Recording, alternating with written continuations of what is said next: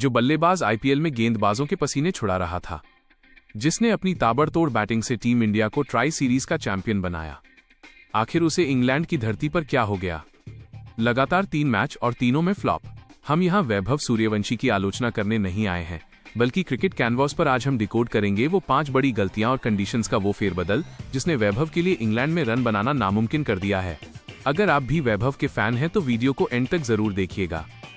दोस्तों, इंग्लैंड के खिलाफ डेब्यू सीरीज में वैभव सूर्यवंशी से जैसी उम्मीदें थी वो फिलहाल पूरी होती नहीं दिख रही हैं।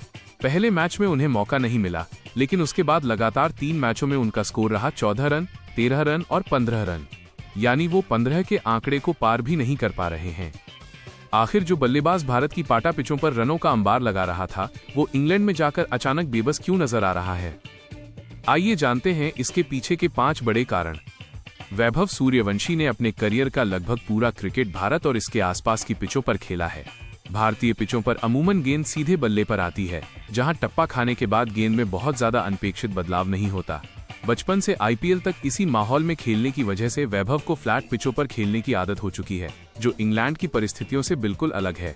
भारत में अब टी20 में 300 के आसपास रन बन रहे हैं, क्योंकि यहाँ विकेट बिल्कुल डेड और बल्लेबाजों के मुफीद होते हैं। बल्लेबाज को पता होता है कि गेंद टप्पा खाकर सीधे सीने या पेट की हाइट तक आएगी और वो आसानी से पुल या शॉट खेल देते हैं।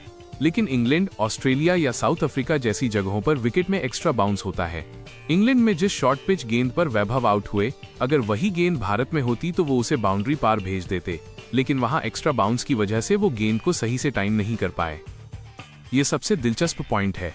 भारत की सूखी पिचों पर जब कोई गेंदबाज 145 की रफ्तार से गेंद फेंकता है, तो टप्पा खाने के बाद पिच की धीमी प्रकृति के कारण उसकी स्पीड घटकर 135-140 रह जाती है, जिससे बल्लेबाज को शॉट खेलने का पूरा समय मिलता है।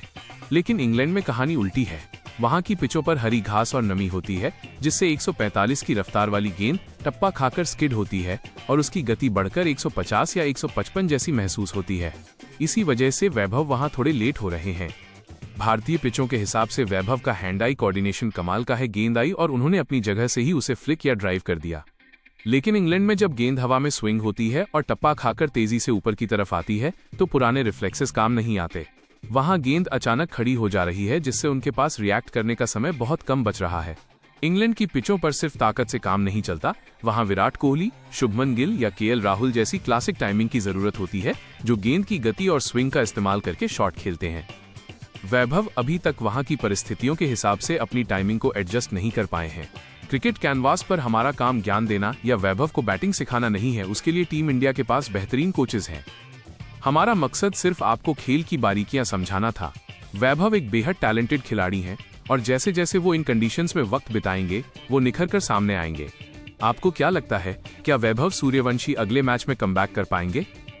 कमेंट सेक्शन में अपनी राय जरूर दें।